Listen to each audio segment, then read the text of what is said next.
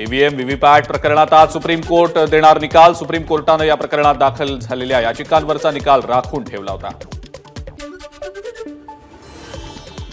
आज देशभरात लोकसभेसाठी दुसऱ्या टप्प्याचं मतदान। देशभरातील 13 राज्य आणि केंद्रशासित प्रदेशांमधील 88 तर राज्यातल्या 8 मतदारसंघात आज मतदान। राज्यात बुलढाणा, अकोला, अमरावती, वर्धा, यवतमाळ, हिंगोली, नांदेड, परभणीमध्ये 8 मतदारसंघात मतदान।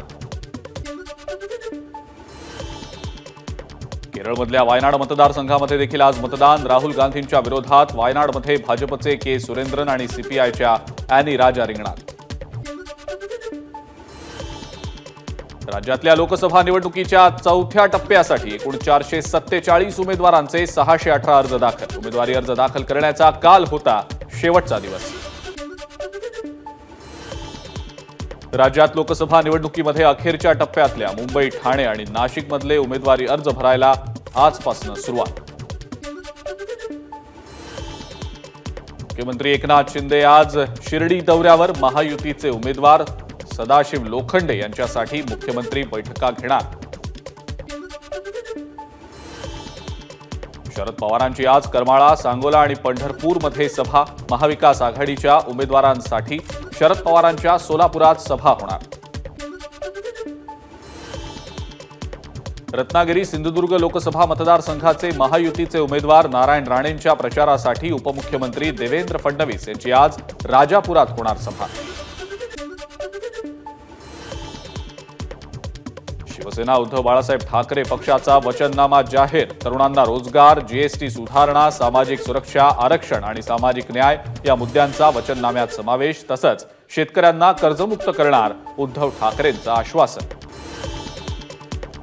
मोदी सरकारनं मराठीला अभिजात भाषेचा दर्जा दिलेला नाही, मात्र आम्ही मराठीला अभिजात भाषेचा दर्जा देणार, उद्धव ठाकरेंचं वक्तव्य। भाजपची अवस्था विचित्र झालेली आहे। पराभव दिसू लागल्यानं भाजप आता रामराम करू लागलेलं आहे। उद्धव ठाकरेंचा भाजपवर निशाणा। नकली सेनेचा प्रकाशित झालेला हा वचननामा नसून युटर्न नामा। शिवसेना उद्धव बाळासाहेब ठाकरे पक्षाच्या जाहीरनाम्यावर भाजपचे प्रदेशाध्यक्ष चंद्रशेखर बावनकुळेंची टीका। सुळसुळीत वचननामा आणि बुळबुळीत वचनं। शेतकऱ्यांना मदत करू म्हणाले आणि सत्ता आल्यावर विसरले। उद्धव ठाकरेंच्या वचननाम्यावर आशिष शेलार यांची जोरदार टीका। तुमच्या ताब्यात मुंबई महानगरपालिका असताना तुम्ही मुंबईसाठी काय केलं? तुम्ही एकदाही मंत्रालयात गेला नाहीत। वचननाम्यावरनं नरेश मस्केंची उद्धव ठाकरेंवर टीका। उत्तर मध्य मुंबईतून काँग्रेसच्या वर्षा गायकवाड यांना महाविकास आघाडीकडून उमेदवारी। महायुतीकडून अजूनही उमेदवार जाहीर नाही। सरडा रंग बदलतो, मात्र एवढा फास्ट रंग बदलणारा सरडा पहिल्यांदाच पाहिलाय। मुख्यमंत्री एकनाथ शिंदेंचा उद्धव ठाकरेंवर निशाणा। उद्धव ठाकरे फक्त कुटुंबासाठी काम करतात, त्यांच्याकडे फक्त आदित्य ठाकरेंसाठी जागा, मात्र मोदी देशासाठी काम करतात। उपमुख्यमंत्री देवेंद्र फडणवीसांची ठाकरेंवर टीका।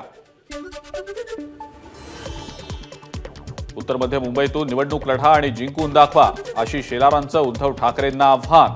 उत्तर मध्य मुंबईतून ठाकरे उभे राहिल्यास शेलार यांची लढण्याची तयारी।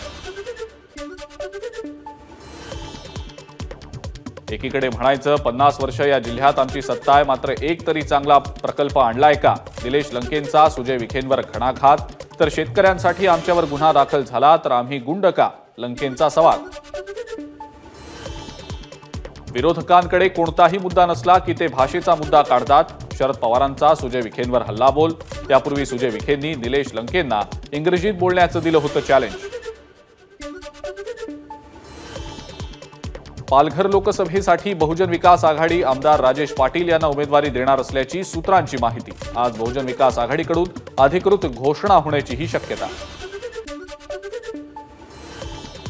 सांगलीमध्ये काँग्रेसच्या सभेदरम्यान कार्यकर्ते आक्रमक। बंडखोरी करणाऱ्या विशाल पाटील यांच्या समर्थनार्थ कार्यकर्त्यांची घोषणाबाजी।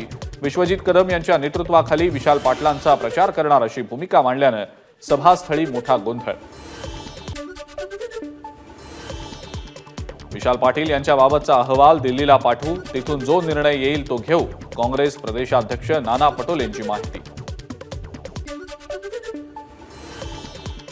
महाविकास आघाडी म्हणून 3 पक्षांची आघाडी करावी लागली आणि त्याची चूक सांगलीच्या जागेबाबत भोगावी लागतीये, पृथ्वीराज चव्हाण यांचं वक्तव्य.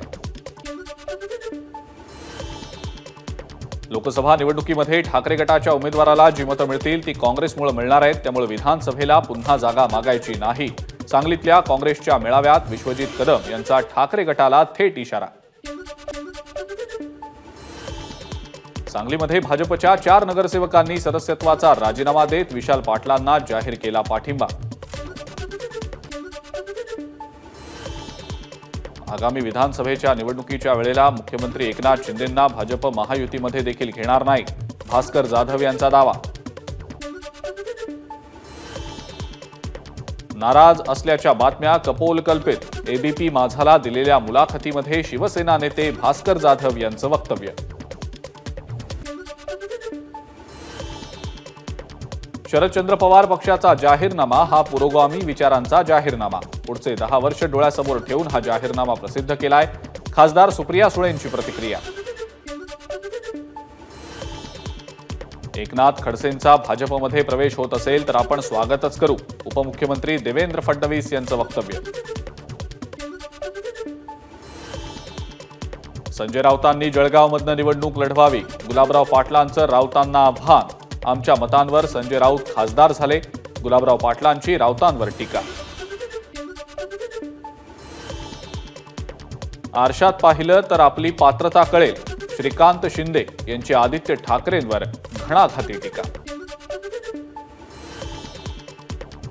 आम्ही कधीही सामंत कुटुंबियांचा अपमान केलेला नाही, जरी आमचं राजकीय वैर असलं तरी आम्ही त्यांच्याकडे आदरानंच पाहतो, विनायक राऊत यांचं वक्तव्य.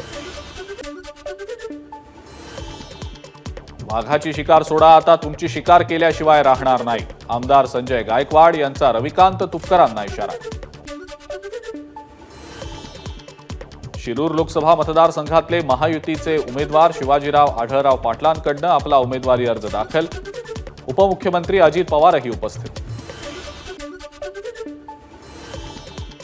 महायुतीमध्ये पालघर लोकसभा मतदारसंघातला तिढा अद्यापही कायम. वरिष्ठ ठरवतील ते काम आम्ही करणार, मात्र महायुतीचाच उमेदवार निवडून येणार, पालघरचे शिवसेना जिल्हाध्यक्ष निलेश तेंडुलकर यांचं वक्तव्य. आरपीआय आंबेडकर गटाचे प्रमुख दीपक निकाळजे यांचा महाविकास आघाडीला पाठिंबा. पत्रकार परिषद घेत जितेंद्र आव्हाड यांची माहिती. दीपक निकाळजे हे छोटा राजनचे भाऊ. नाशिकचे ठाकरे गटातले उमेदवार राजाभाऊ वाजे आणि दिंडोरीचे शरद पवार गटाचे उमेदवार भास्कर भगरे 29 एप्रिलला उमेदवारी अर्ज भरणार. एबीपी माझा, उघडा डोळे बघा नीट.